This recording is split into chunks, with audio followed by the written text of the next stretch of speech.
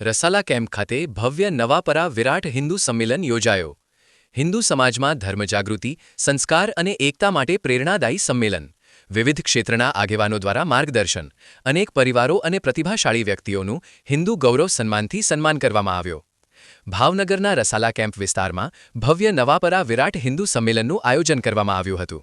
હિન્દુ સમાજમાં ધર્મ પ્રત્યે જાગૃતિ લાવવા, બાળકોમાં સારા સંસ્કારોનું સિંચન કરવા, વેપાર વ્યવસાયમાં પ્રગતિ માટે માર્ગદર્શન આપવા, મહિલાઓને સશક્ત બનાવવા તથા સમગ્ર હિન્દુ સમાજને સંગઠિત કરવા હેતુસર આ સંમેલન યોજાયું હતું।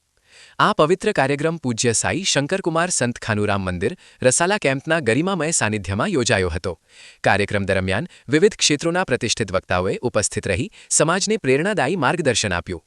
સંમેલનમાં વક્તા તરીકે શ્રી વરિષ્ઠ આગેવાન શ્રી મહેશભાઈ વ્યાસ, લોક સાહિત્યકાર શ્રી ગોરાંગભાઈ જાની, ભાગવત કથાકાર શ્રી સાગર દવે, અગ્રણી ઉદ્યોગપતિ શ્રી મુકેશલાલ ખાનવાણી, પ્રિન્સિપલ શ્રી કિશનભાઈ દેવાણી તથા સનાતન ધર્મ પ્રચારક શ્રી ભરતસિંહજી ઉપસ્થિત રહ્યા હતા। આ પ્રસંગે વિવિધ ક્ષેત્રોમાં વિશેષ સિદ્ધિ પ્રાપ્ત કરનાર સ્થાનિક આગેવાનો અને સમાજસેવકોને હિન્દુ ગૌરવ સન્માનથી સન્માનિત કરવામાં આવ્યા હતા। ઉપરાંત બાળકો માટે ચિત્ર સ્પર્ધાનું પણ આયોજન કરવામાં આવ્યું હતું। તે ઉપરાંત જે પરિવારમાં દીકરી છે તેવા પરિવારોને તેમજ જે પરિવારમાં 2 કે તેથી વધુ સંતાનો છે તેવા પરિવારોને પણ હિન્દુ ગૌરવ સન્માન આપી સન્માનિત કરવામાં આવ્યા હતા। આ સંમેલનને સફળ બનાવવા માટે નવાપરા હિન્દુ સમિતિ અને નિષ્કલંક કાવડ યાત્રા સમિતિના કાર્યકર્તાઓએ ભારે જહેમત ઉઠાવી હતી।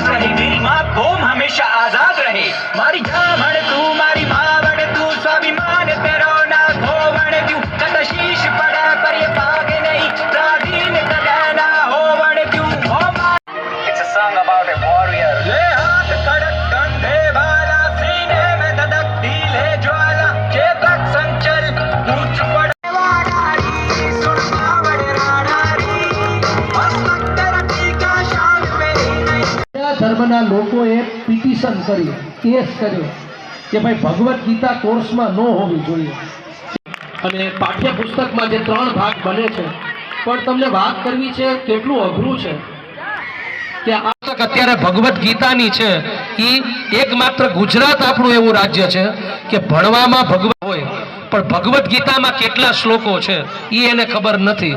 તો આ કેળવણીનું કામ કેટલા બધા આક્રાંતાઓ આવ્યા, મરદ મુછાડા આવ્યા, વયા ગયા અને છતાં પણ આ ધર્મ પણ આપણો હજારો વર્ષોથી, લાખો વર્ષોથી થઈ જાય, ખોટું કરવાનું સહજ મન થઈ જાય તો એક ફોર્સ મનને આપવો પડશે। કામ મન આ તો સિંહ બચ્ચો ને ગમે તે થાય પણ પુષ્પા ઝૂકેગા નહીં એવું જ સ્વાભિમાન છે ને એ જવું બતાવતી હોય છે। એટલે એટલા માટે દંભના દસકા હોય પણ સત્યની સદી હોય।